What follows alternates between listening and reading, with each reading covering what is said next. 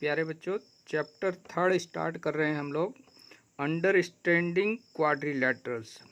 इस चैप्टर में हम क्वाड्रिलेटरल्स के बारे में डिस्कस करेंगे। क्वाड्रिलेटरल कितनी प्रकार के होते हैं और उससे पहले हम कुछ चीज़ों पे डिस्कस करेंगे। यहाँ पर क्वाड्रिलेटरल के लिए क्या क्या बेसिक चीज़ें हमको ज़रूरी है, क्वाड्रिलेटरल कैसे बनता है, तो इसकी कुछ चीज़ें हम पहले यहाँ डिस्कस कर रहे हैं। सबसे पहले आते हैं सरफेस। सरफेस का मतलब हिंदी में अगर कहें तो सतह। तो ये भी एक सरफेस, जहाँ पर हम राइटिंग वर्क कर रहे हैं, ये सरफेस है हमारे लिए, है ना। यहाँ पर एक आप मार्कर देख रहे हैं, ये भी इसका आप सरफेस है। तो और यहाँ पर दूसरा मार्कर देखा, ये भी एक सरफेस है, यानी इसके ऊपर। तो ये कर्व्ड में है, ये मुड़ा है ना, ये कर्व शेप में है। ये सरफेस, सरफेस का मीनिंग होता है जिस पे हम पेंट कर सकते हैं, वो सब सरफेस में कहलाएंगे।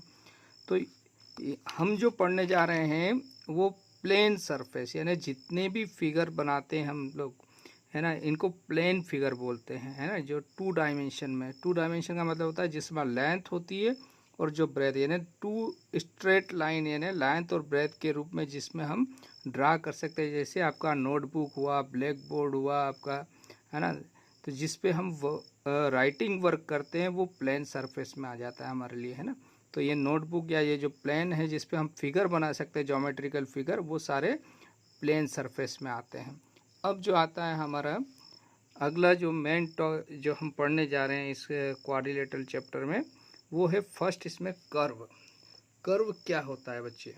तो देखिए, इसको मैंने डिफाइन करके यहाँ पर लिखा हुआ है, curve made on plane surface. इसलिए प्लेन सरफेस बताया क्योंकि किसी भी सरफेस में जितने भी फिगर बनाते हैं वो प्लेन फिगर कहलाते हैं। Curve made on plane surface without lifting pen oblique pencil do not retrace. इसका मतलब हुआ कि कर्व वो सारे जो हैं कर्व कहलाएंगे जिसमें जैसे ये एक कर्व है, प्लेन सरफेस में आपने बनाया। तो क्या कह रहा है कि जो आपने बनाया है, जो भी फिगर आप बना रहे हो, वो बिना पेंसिल या पेन को उठाए बना रहे हो। और रिट्रेस का मतलब क्या हुआ, जैसे आपने ये फिगर बनाया, ये बनाया, फिर यहाँ से फिर ऐसे आए, फिर यूँ घूम गए, फिर यूँ गए, यानी किसी लाइन पर दोबारा आना, वो आपका क्या कहलाएगा? रिट्रेस। यानी किसी लाइन पर दोबारा आपको घूम जाना, तो ये कर्व में नहीं आएगा आपका, यानी आपको दोबारा उस पर नहीं जाना। सिर्फ आप उस पॉइंट को मिला सकते हो बस, लेकिन उसको ऊपर से दोबारा नहीं जा सकते। तो ये भी कर्व में आएगा, ये भी कर्व में आएगा, ये भी कर्व में आएगा, ठीक है। तो ये सारे जो है ये कर्व है। तो ये ओपन कर्व है, ये क्लोज है, ये भी ओपन है, और ये भी आपका क्लोज कर्व में आ जाएगा, ठीक है बच्चों। अब आते हैं सिंपल कर्व। इसके बाद में आपको क्वेश्चन भी आएगा इसका कि सिंपल कर्व किसे कहते हैं बच्चों। तो curve that does not cross itself. देखिए यहाँ पर ये क्रॉस हो रहा है, ये सिंपल कर्व में नहीं आएगा। ये सारे जो फिगर बनाए हुए हैं ये आपके सिंपल, यानी इसमें सिंपल जो कर्व है उसकी डेफिनेशन यहाँ पर है, सिर्फ जो डज नॉट क्रॉस इटसेल्फ, जो क्रॉस नहीं करता हो, तो ये भी सिंपल कर्व में नहीं आएगा। सिंपल कर्व यानी आपने पेंसिल या पेन उठाया और उसको जहाँ पर आप ख़त्म कर रहे हैं वो उसको क्रॉस नहीं करना चाहिए। हाँ, क्लोज हो सकता है, क्लोज यानी यहाँ पर आके मिल सकता है, लेकिन इससे इंटरसेक्ट होके बाहर, यानी ये ज्वाइन हो सकते हैं एक दूसरे से। क्रॉस होना है ना, एक को काट के बाहर निकलना। तो इसका मीनिंग समझ में आ रहा होगा, ये दोनों सिंपल में नहीं आएंगे, ये सिंपल कर्व हुए आपके, यानी जो एक दूसरे को क्रॉस नहीं करते हैं वो सिंपल कर्व कहलाते हैं। इसी में आगे आते हैं नॉन सिंपल कर्व। तो नॉन सिंपल कर्व यानी a curve that crosses its own path is called non simple curve.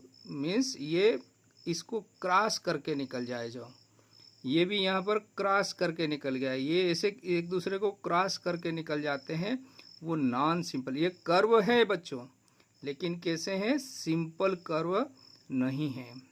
इसके बाद में हम अगला आते हैं बच्चों, सिंपल क्लोज कर्व। इसका सिंपल सा डेफिनेशन, एक तो पहले तो वो सिंपल होना चाहिए, है ना, और बंद होना चाहिए। तो a close curve if it does not pass through one point more than once, यानी वो क्रॉस नहीं हो रहा हो और बंद हो, उसको हम सिंपल क्लोज कर्व कहेंगे। तो देखिए ये यहाँ पर ज्वाइन हो रहा है लेकिन एक दूसरे को क्रॉस करके नहीं निकल रहा है, तो ये सिंपल कर्व है और क्लोज भी है। ये भी सिंपल कर्व है और क्लोज भी है। ये ट्राइंगल भी सिंपल कर्व है और क्लोज है। यहाँ पर क्वाड्रिलेटरल भी क्या है, सिंपल कर्व है और क्लोज। तो ये चारों फिगर क्या है, सिंपल क्लोज कर्व कहलाएंगे बच्चों।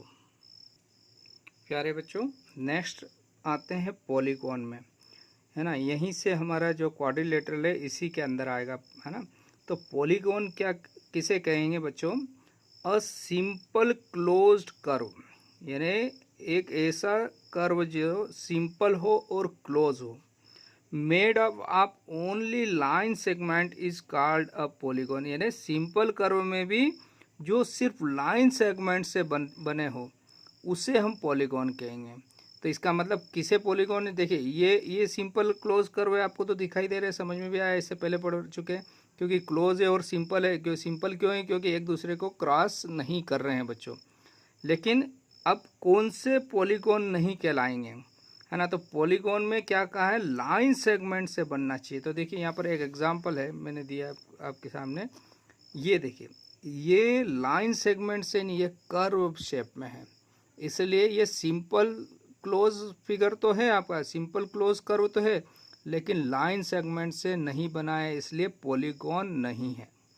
ये भी यहाँ पर ये 3 लाइन सेगमेंट बने हैं, लेकिन यहाँ से क्या हो गया, ये कर्व शेप में आ गया है। तो कर्व शेप में आ गया है, इसलिए ये लाइन सेगमेंट से नहीं बना है, इसलिए ये पॉलीगॉन नहीं है। सिमिलरली यहाँ पर 2 लाइन सेगमेंट तो दिख रहे हैं, लेकिन यहाँ पर ये कर्व आ गया, इसलिए यहाँ भी ये लाइन सेगमेंट से नहीं बना ये डायग्राम, ये फिगर, इसलिए यह भी पॉलीगॉन नहीं है, लेकिन सिंपल क्लोज कर्व है, लेकिन लाइन सेगमेंट से नहीं बनने के कारण पॉलीगॉन नहीं कहलाएगा ये। प्यारे बच्चों, अब आते हैं convex polygon. All interior angles less than 180 degree, यानी कॉन्वेक्स पॉलीगॉन किसे कहते हैं, जिसके अंदर के इंटीरियर एंगल यानी अंदर के एंगल ये वाले 1 2 3 4, इनमें से कोई सा भी कौन सा भी एंगल यानी किसी भी एंगल का वैल्यू यानी मान जो है 180 डिग्री से ज़्यादा नहीं होगा, यानी 80 डिग्री भी नहीं होगा, उससे कम होगा, लेस देन 180 डिग्री होगा। यहाँ पर भी देखिए, इसमें भी ये चारों एंगल्स को, अगर 5 एंगल को हम देखते हैं तो किसी भी एंगल का जो वैल्यू है वो 180 डिग्री से छोटा है, ठीक है ना। स्ट्रेट लाइन नहीं बन रहा है, नहीं उससे बढ़ रहा। या फिर इसको अलग तरीके से डिफाइन कर सकते हैं, no portion of diagonal is outside of the polygon. इसका मतलब क्या होता है, डायगोनल किसे कहते हैं बच्चों, अगर आपको किसी भी पॉलीगॉन में एक वर्टेक्स को छोड़कर यानी ये वर्टेक्स को छोड़ दो तो बाकी दूसरी 2 जो वर्टेक्स है उनको ज्वाइन करते हैं तो आपका डायगोनल बनता है। The line segment joining the non adjacent vertices, यानी ये वर्टेक्स जो आपस में नहीं जुड़ रही उनको अगर ज्वाइन करते हैं तो डायगोनल बनता है। तो यहाँ पर इसमें 2 डायगोनल बनेगा, यानी एडजेसेंट नहीं होना चाहिए, दोनों ये आपस में मिली हुई नहीं, एक छोड़ के होना चाहिए मतलब। तो ये एक डायगोनल और दोनों, तो 2 डायगोनल आपस में जहाँ मिल रहे हैं बच्चों, वो कहाँ पर इंटरसेक्ट कर रहे हैं, अंदर की, यानी ये बाहर नहीं जा रहे हैं। इसके भी डायगोनल देखिए, इसमें कितने डायगोनल बनेंगे, ये इस पॉइंट को छोड़ दें तो ये डायगोनल बनेगा, इस पॉइंट को छोड़ दें तो ये डायगोनल बनेगा, इस पॉइंट को छोड़ दें तो ये डायगोनल बनेगा, इस पॉइंट को छोड़ दें तो ये डायगोनल, और सारे डायगोनल क्या है, इस पॉलीगॉन के अंदर बन रहे हैं। तो इसको 2 प्रकार से डिफाइन करते हैं कॉन्वेक्स पॉलीगॉन के। एक तो इसके इंटीरियर एंगल जो है वो 180 डिग्री से छोटे होते हैं बच्चों। दूसरा तरीका है, इसके डायगोनल्स जो हैं इनके वो अंदर ही रहते हैं, बाहर नहीं निकलते हैं।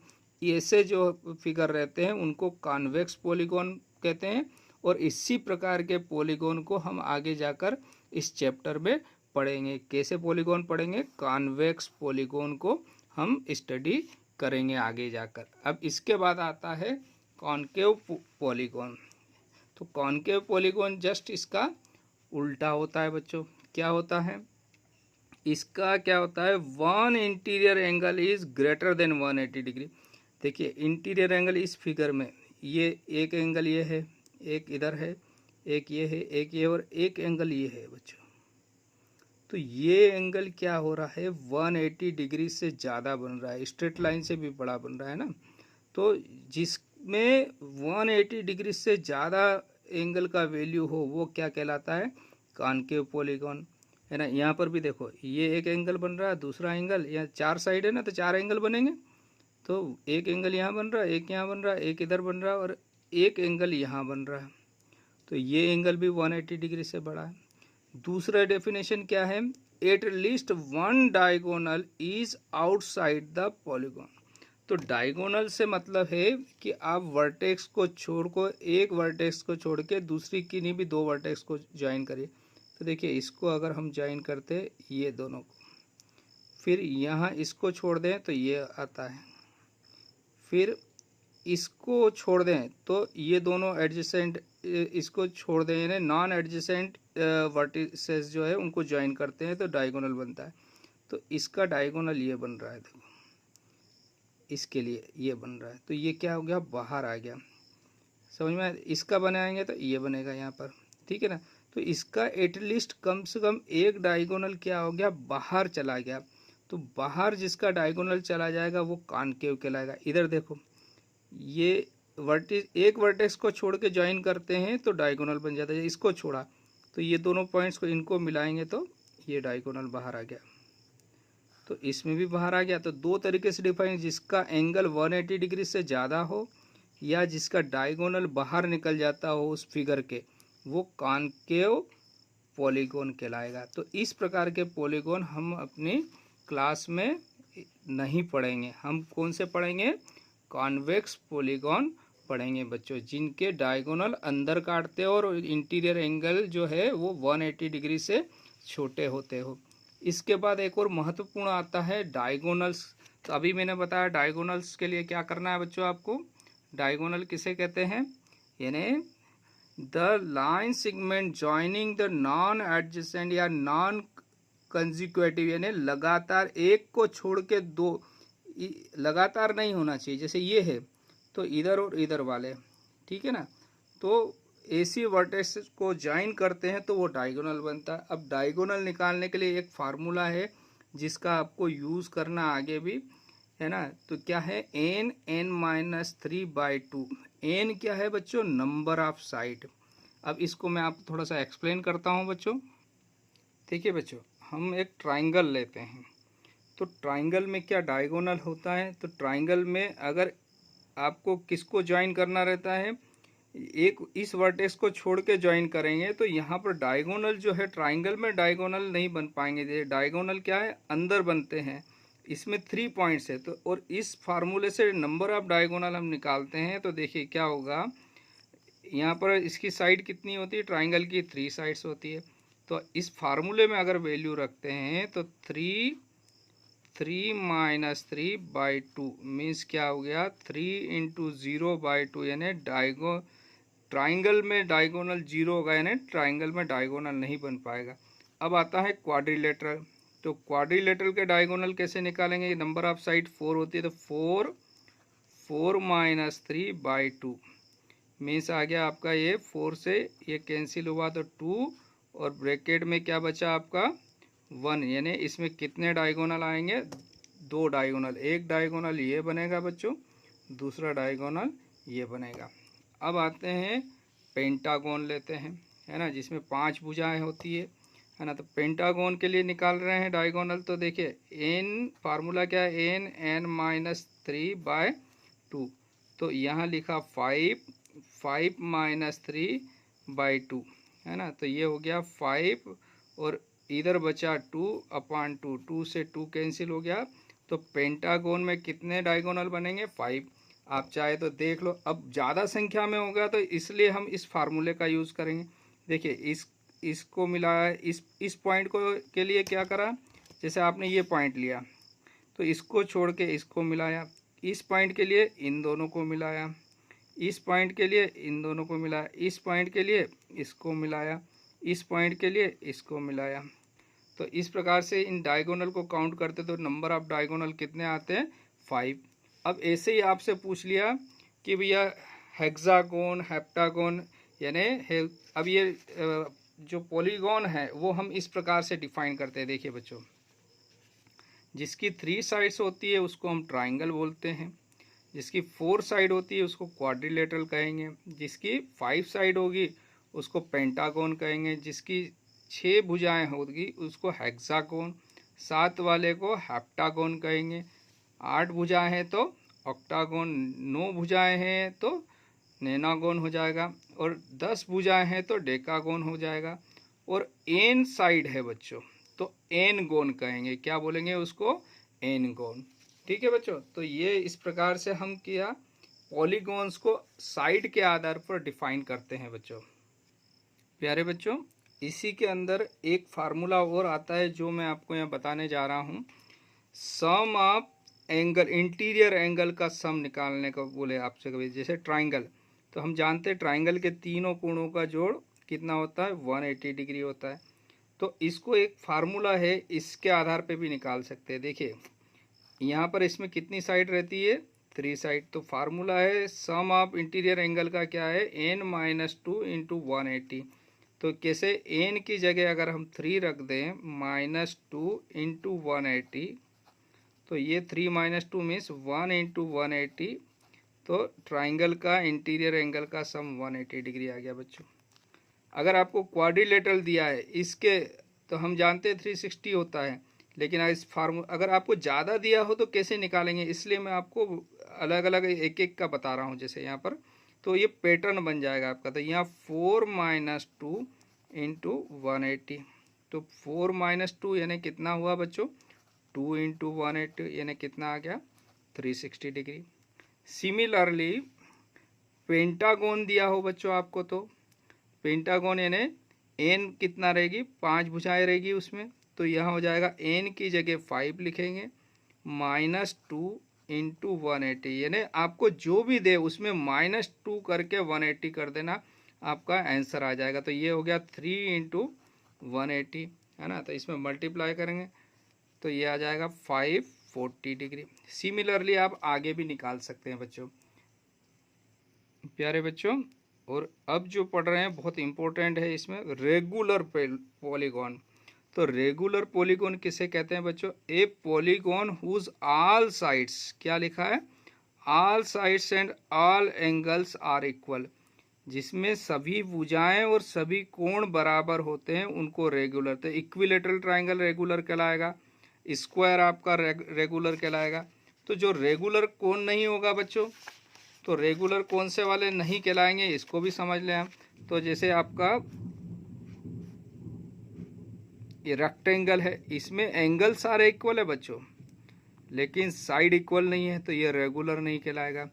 ऐसे ही आइसोसेलेस ट्राइंगल जो है वो, इसमें 2 भुजाएं बराबर है, 2 कोण बराबर है, लेकिन एक अलग है बच्चों, तो ये भी रेगुलर नहीं है। तो रेगुलर कौन होगा, जिसकी सभी भुजाएं बराबर हो और सभी कोण बराबर हो, उसको हम रेगुलर पॉलीगॉन कहेंगे। तो बच्चों इस वीडियो को एक बार रिवाइज कर लीजिएगा, आपका इसमें बहुत सारी चीज़ें आपकी क्लियर हो जाएगी। इसके बाद हम जो ले रहे हैं नेक्स्ट एक्सरसाइज ले रहे हैं, और बीच में जहाँ पर भी आएगा मैं आपको एक्सप्लेन करता जाऊँगा। Okay, thank you, have a nice day.